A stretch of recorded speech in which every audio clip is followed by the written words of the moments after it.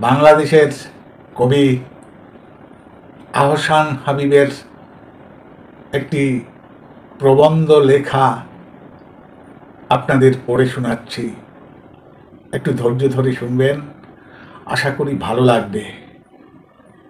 প্রবন্ধটির শিরোনাম দিয়েছেন স্বাধীনতা।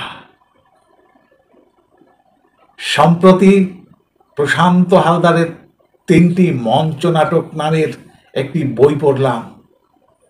প্রথম নাটকের নাম ঘেউ ঘেউ। দুটি রাষ্ট্রের সীমান্তে পাহারায় থাকা সীমান্তরক্ষীরা এই নাটকের কুশীলব। প্রখর দৃষ্টি সীমান্তের ওপারে, কোনো কিছুই যাতে সীমান্ত অতিক্রম করতে না পারে, রক্ষীদের এই প্রাণপণ চেষ্টা। চোখে সবসময় দূরবীন। এক সময় তারা দেখতে পায় কিছু একটা সীমান্তের দিকে এগিয়ে আসছে। তারা সাবধান হয়ে পড়ে। তারা ক্রমে আবিষ্কার করে একটা কুকুর সীমান্ত পার হয়ে এপারে চলে আসছে। তারা কুকুরটিকে গ্রেপ্তার করে। সীমান্তরক্ষীরা কুকুরকে জেরা করে তারা বলে, তোমার দেশ তো কোনো কিছুর অভাব নাই, তাহলে তুমি সীমান্তের এপারে আসলে কেন? কুকুর জবাব দিল, সব আছে, শুধু শুধু ঘেউ ঘেউ করতে পারি না।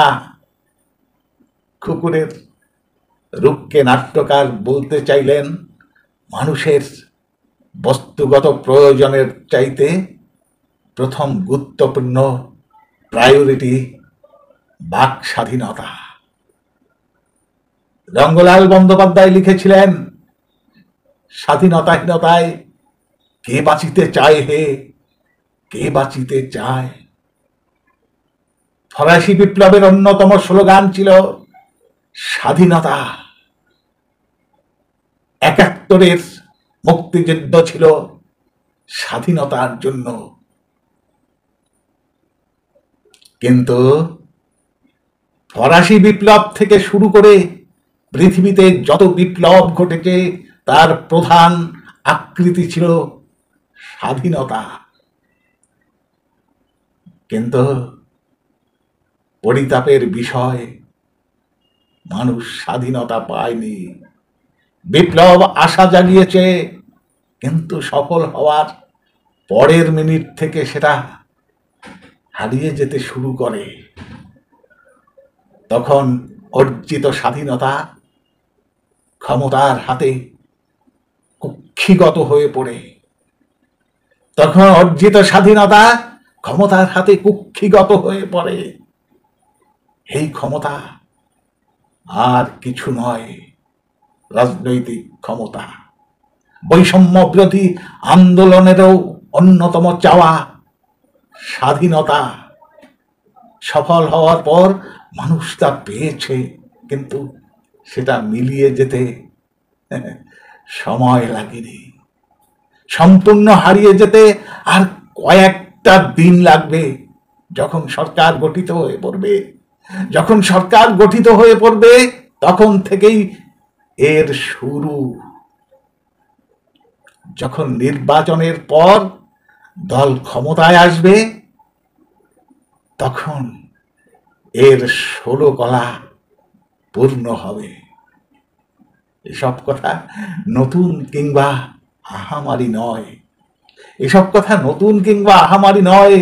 আমি বলতে চাইছি, মানুষ কখনোই স্বাধীনতা পাবে না।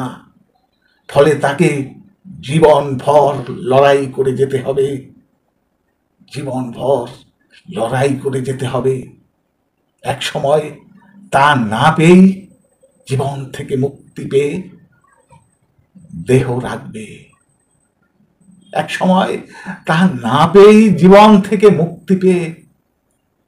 দেহ রাখবে।